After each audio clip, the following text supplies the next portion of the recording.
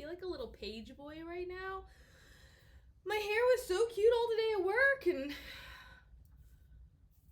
now it's doing this. Anyways, today's book is We Were Never Here by, I think it's pronounced Andrea Bartz. In my head, it will always be Andrea, but I think it's actually Andrea. And this is a Reese's Book Club pick. It's a bestseller. People love it. I didn't like it. It's just another one of those books that makes me question my tastes. But again, it's not commercial fiction, which is why I think I had such an issue with it.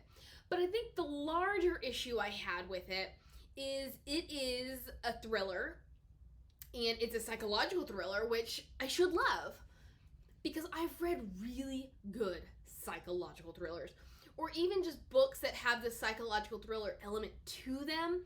And that is what I was hoping to get from this book. But I think the problem was the execution. And she admitted that she didn't plot it. And for me, if you're gonna write a book like this, there needs to be plotting. That is all to preface We Were Never Here, which is about these two young women. They're in their 30s and they're best friends. They like to travel together. They are from the Midwest. The last vacation they took together was in Cambodia, and one of the characters, Emily, had been sexually assaulted, and they ended up killing the guy, dumping his body, and returning to the States. She has a really hard time dealing with what they did, but they do it because you hear all of those stories about foreign governments, and even if you're in the right, you're still in the wrong, and you pay for it. Has anybody seen Broke Down Palace with Claire Danes? Even if you're doing the right thing, you can suffer for it. And so this is why they choose to do what they do. I fully support it. I think it's a great setup for a psychological thriller. And I really enjoyed the fact that, yes, Emily struggled with it. She has PTSD with what they did. It is now a year later, and she is meeting back up with her best friend, Kristen, who has since taken a job in Australia. And they are going to, I'm gonna pause here. I listened to this on audiobook, and whether or not this is the correct pronunciation drove me bonkers. On top of the fact that I didn't think this was a well done audiobook. I didn't think there was any force behind the narration. I didn't like how weak she made Emily sound. I didn't think she put emphasis where emphasis was needed. But all this is to circle back around to the fact that Kristen and Emily vacationed in Chile. I call it chili, all right? Like the food I eat. It very well may be Chile, and it wouldn't bother me so much if it weren't for the fact that the narrator pronounces nothing else correctly when it comes to the Spanish language. I listened to the first portion of this book with my mother because we were on a road trip, and that is actually something that she pointed out, was that none of the Spanish words were pronounced correctly. And I chalked it up to the fact that these are gringos. These girls don't know how to speak Spanish. They have a really terrible accent, and that's just being reflected in the narration. I'm cool with that. And then we get to parts of the novel where the narrator is not speaking as Emily. She is speaking as the narrator, and she's still mispronouncing things. And so I'm like, except for the word Chile and the number of times we heard Chile and Cambodia, I could have gouged my eye out, especially because Chile. There's my soapbox on Chile.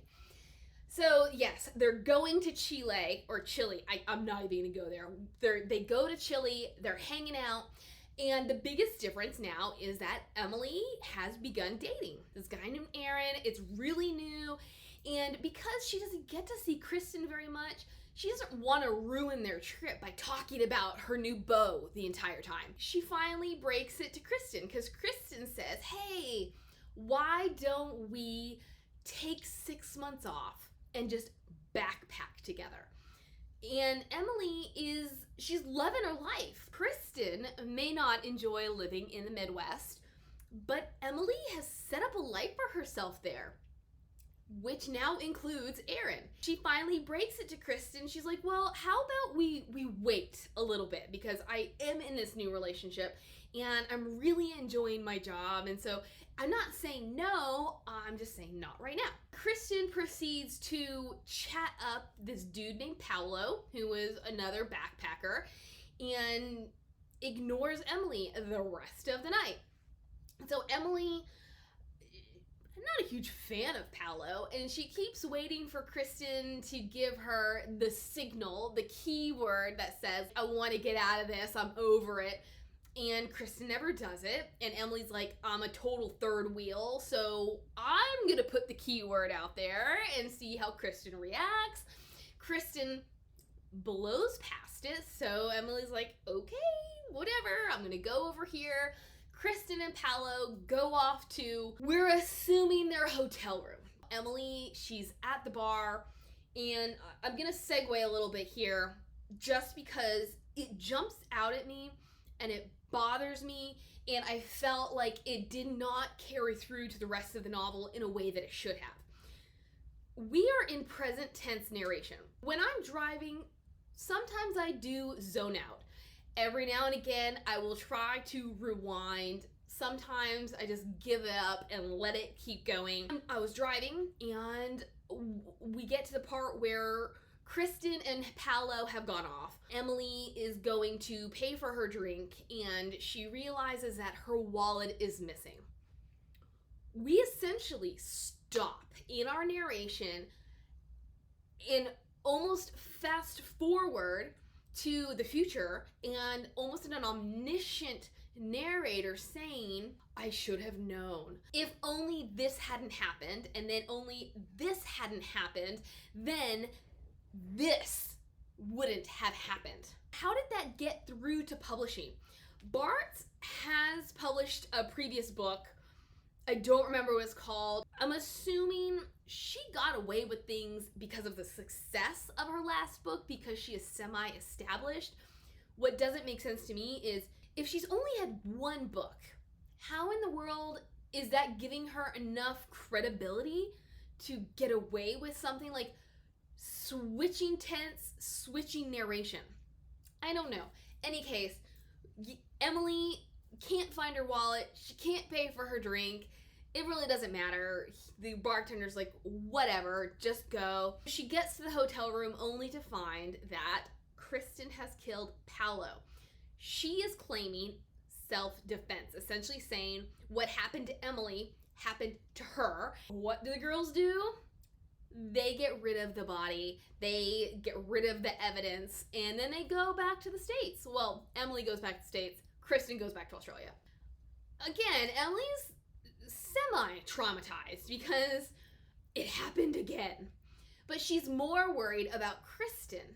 However, honestly, from the get-go, from the moment we meet Kristen in this hotel room, she's not acting correctly. She's not behaving the way I would expect someone who has just been assaulted and then murdered a guy would be behaving. And she's not behaving the way that Emily expects, because she's not behaving the way that Emily had behaved. Emily kind of chalking things up to the fact that they have different personalities, they handle situations differently. Then on top of this, Emily is taking charge, because that was what Kristen had done in Cambodia. So roles are reversed. She's freaking out because she's thinking, did I do it right? Was I as smart as Kristen about getting rid of things, about hiding evidence? Are we gonna get caught because I made a mistake? They get back home, and Emily, she's still struggling. She is also struggling with the fact that Kristen continues to behave as if nothing happened. And then on her side, Kristen is putting up this paranoia front. And this was something that, in a way, was established before, where when they go on trips, they get rid of technology. It's feeding into this now because it's like, we can't say certain things because people might be listening in. We can't text certain things because then there's a trail of evidence. Emily is struggling between what she's expecting from Kristen, what Kristen is giving her, whose mindset is correct, whose mindset is not correct. And then she starts getting paranoid about Kristen. She starts ignoring Kristen. And then the next thing you know, Kristen has appeared on her doorstep. And she says, I left my job, I'm back home. She starts inserting herself into Emily's life. I wasn't a huge fan of Emily. I thought she was weak, not only via the narration, but just her character. This really affected the novel for me because if it's a psychological thriller, not only am I expecting to question things, to wonder what's real and what's not real, what I should believe and shouldn't believe, but I should be getting that from Emily as well. Sure, at first, maybe she's oblivious. This is her best friend. They've gone through another traumatic event, and not only is it a second traumatic event, but it dredges up the past of her first traumatic event. But it's not until maybe halfway through the novel, I want to say it's even further into the novel, that she starts to say, I don't know about Kristen. Maybe I should be doubting Kristen. We get this whole backstory. Kristen is an orphan. Her parents had died when their house burned down when she was younger. She was raised by her grandparents who don't seem to like her very much. She came from a religious background. So she's damaged goods. She used to have a best friend named Jamie, and Jamie as well has died. Jamie had committed suicide a number of months after Kristen's parents died. So like, I'm with it there. If she's traumatized for good reason, and maybe that's dictating some of her actions and behaviors. But these are things that needed to be planted sooner, needed to be pursued sooner, because the first half of the book was Emily freaking out, Emily not understanding why Kristen is behaving in such a normal way compared to how she should be behaving, and then her essentially getting annoyed with Kristen and not answering her calls. It's just not interesting. It's boring. Like, it's watching paint dry. It's watching someone go through her every day when there's this huge thing looming overhead, you know? Finally, we start to wonder about Kristen, and there's the question of what was Kristen involved with? Why do all these strange things keep happening around her? Fast forward to the end of the book. It's this unhealthy, dependent relationship where Kristen wanted Emily to depend on her the way she had after Cambodia, after Sebastian had died. When Emily tells her there's somebody else in her life, that she has other things going on, which means that Kristen's not the center of her life anymore, Kristen tries to change that. There are some elements that I think you finally get the psychological thriller, because you're like, okay, who actually killed Sebastian?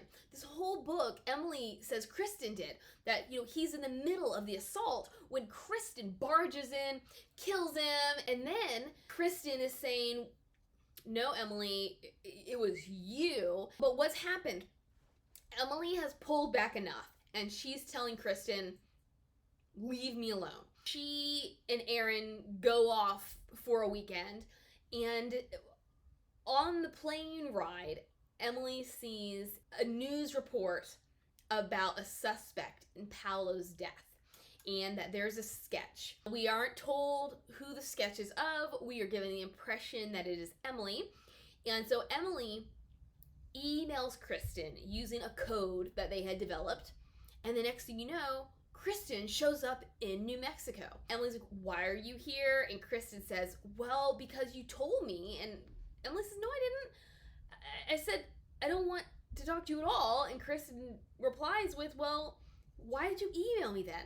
Because I figured when you emailed me, it meant that you were okay with me coming to see you. Like, it no longer mattered that you said you didn't want to see me anymore. You didn't want to talk to me. Now it's a matter of, we need to have this discussion in private. I'm a little unclear as to the exact location or geographics of this area they go to. They are on a deserted road that is close enough to a cliff that, you could fall off. But this deserted road seems to be very busy. The girls are in a struggle, and Emily ends up pushing Kristen off the edge. However, Kristen is able to hold on. Emily has a change of heart. She pulls her back up, and then Kristen tries to push Emily in front of an oncoming car. This oncoming car just happens to be driven by Aaron. He swerves, hits Kristen, and both of them go over the edge. And I'm like, okay, a little honesty here. We all know me. That's why I have this channel, is because I like to give spoilers. When I began this book expecting to love it and not loving it, I went ahead and found a summary of it, hoping that knowing what was coming would help me get through the book. It didn't. I could have sufficed with this summary. So the summary led me to believe that Aaron hit Kristen, not that Aaron and Kristen both went over the edge. So I was kind of like, okay, didn't see that coming, and I'm kind of glad that I didn't see that coming. Again, we get this impression, like we pull back from our normal narration, and we're given the impression that both died. And I was like, well, I didn't see that coming either. It turns out that both of them survived. However, they are taken to the hospital. Kristen ends up succumbing to her injuries, whereas Aaron survives.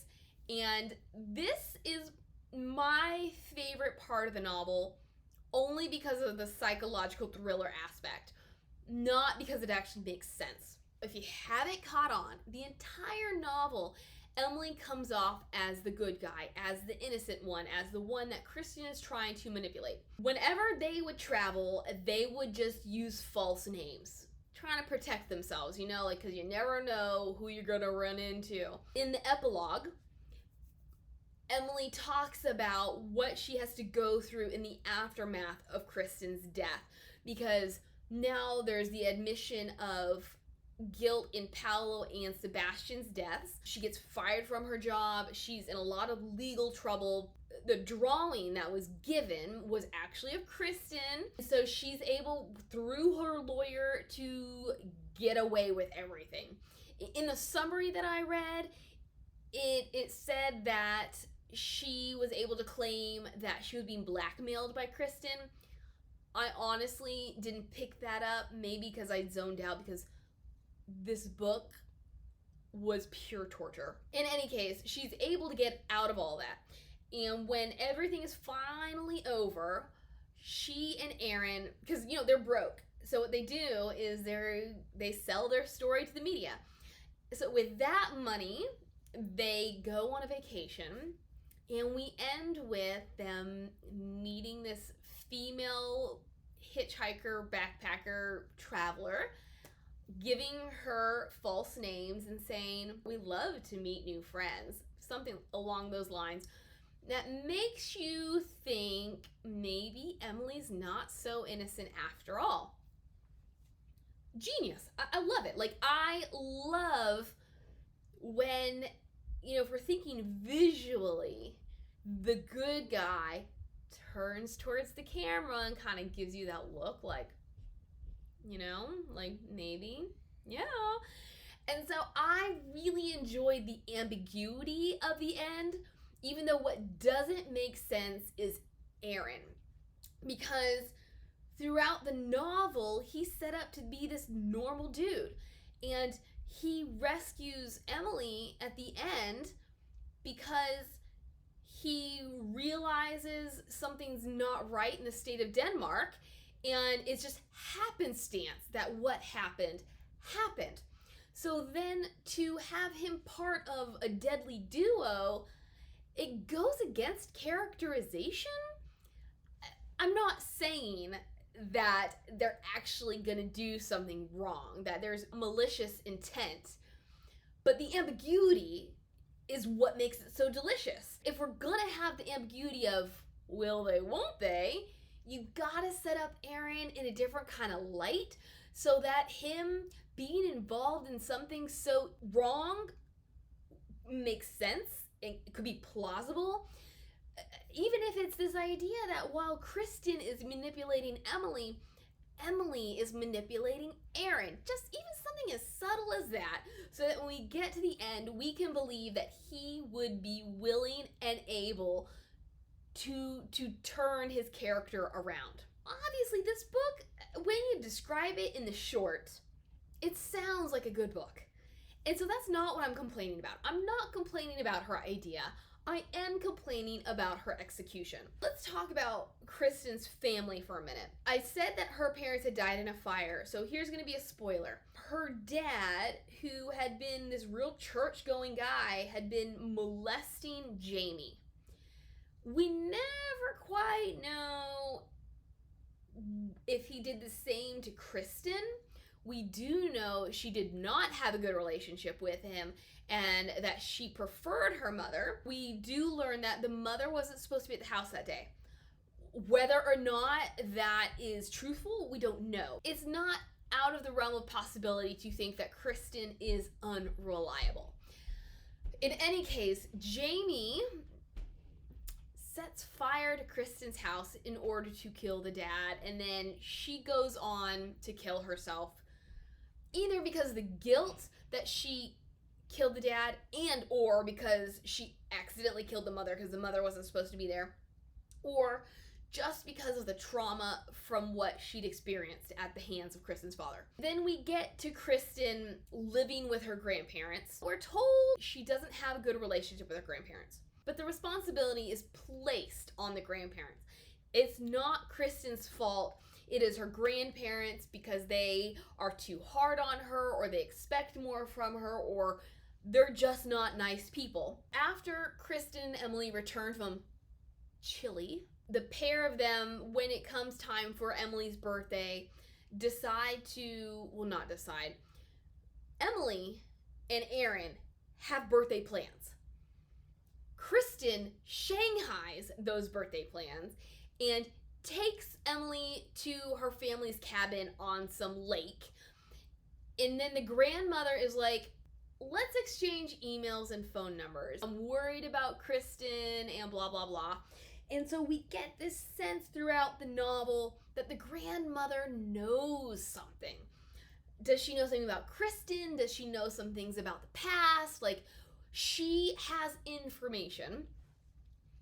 And then we get to this point where Emily is trying to pull out, and Kristen blackmails her into staying involved in their situation.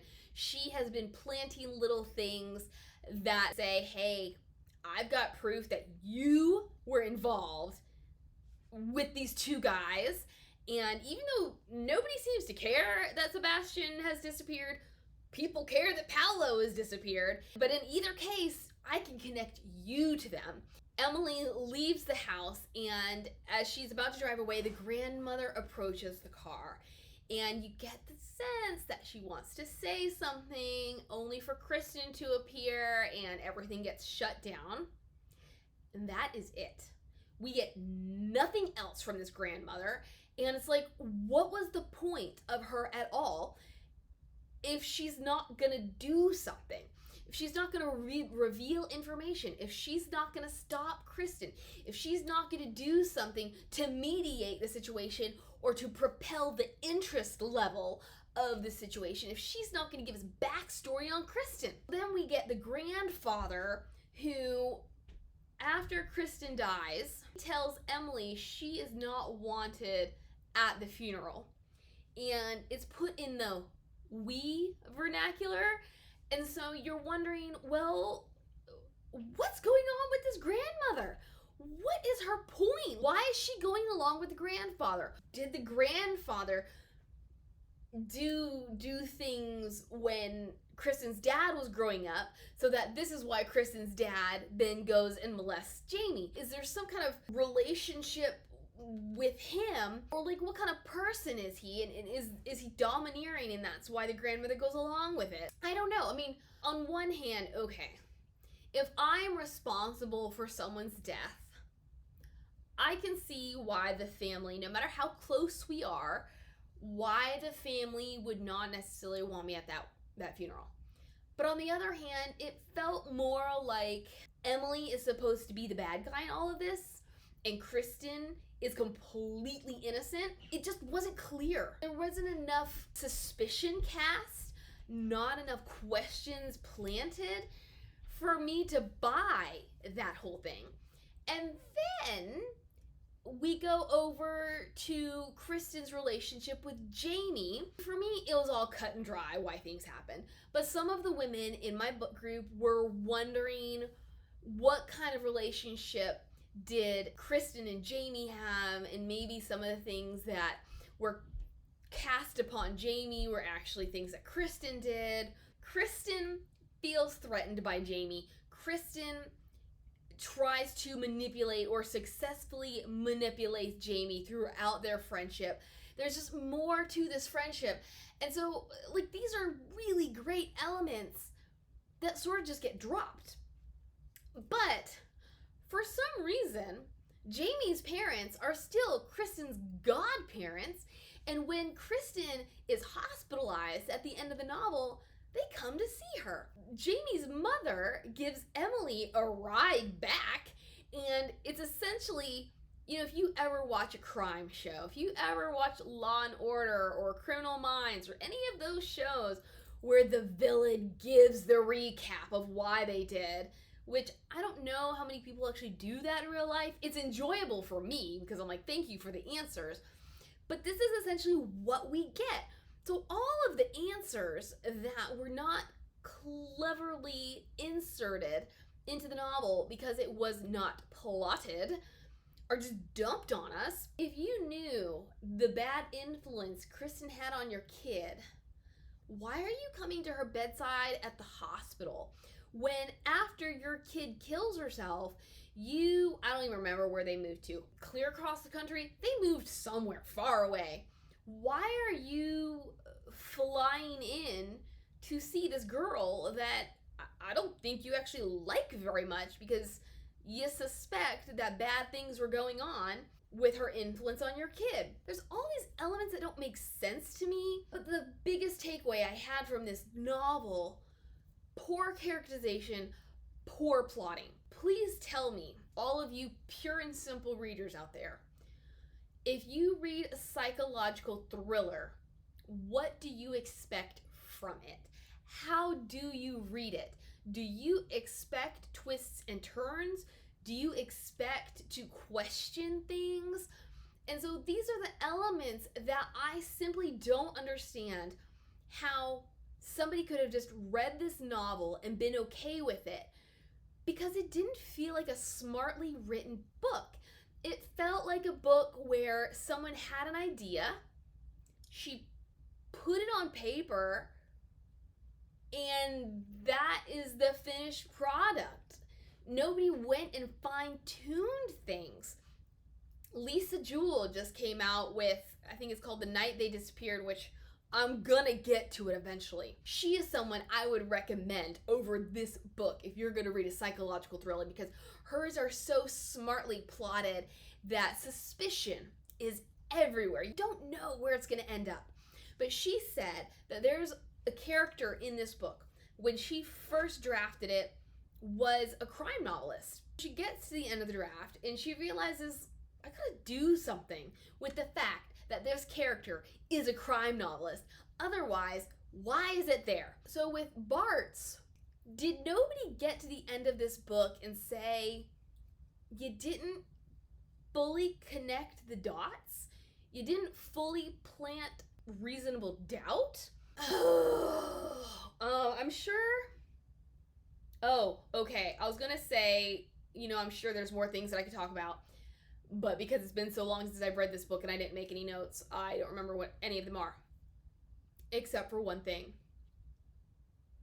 The number of similes and metaphors in this book. It bogged down the novel. There were so many moments where we didn't need a comparison. I didn't need to know it felt like angel's wings or something, or it was like fire in her throat. I didn't need to know that kind of stuff. You're telling me now rather than showing me. You've already sufficiently expressed what you are then reiterating with this simile or metaphor. And then by tacking that on there, you weaken the strength of the writing so that instead of enjoying the story, I'm like, oh my gosh, she compared her to something else. If you want to know more, because I definitely didn't go as in-depth into this book as I could have. There's so many more details. If you want to know more, or if you just have questions or discussion points or whatever, as long as you're kind, let me know. And don't forget to like, subscribe, comment, do all the things that tell me all of this work is not in vain. And with that, I shall see you later. Bye.